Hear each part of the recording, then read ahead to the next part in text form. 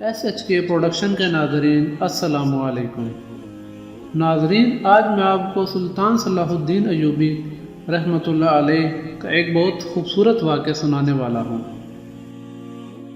سلطان صلاح الدین ایوبی رحمۃ اللہ علیہ کو آپ کے جاسوسوں نے بتایا کہ ایک عالم دین ہیں جو بہت اچھا خطاب کرتے ہیں، لوگوں میں بہت مقبول ہو گئے ہیں۔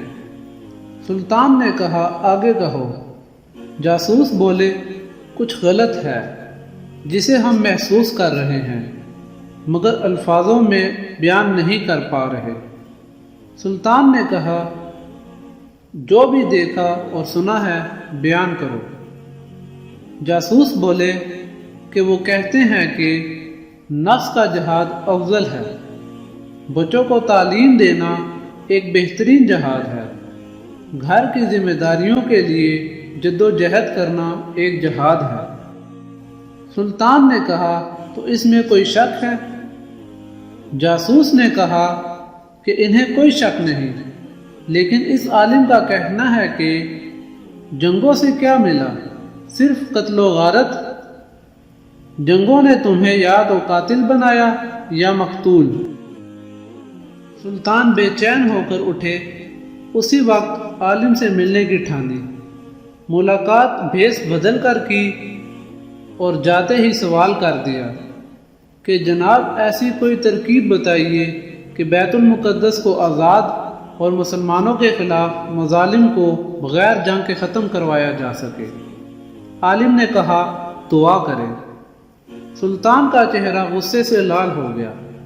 وہ سمجھ چکے تھے کہ یہ عالم پوری صلیبی فوج سے بھی زیادہ خطرناک ہے۔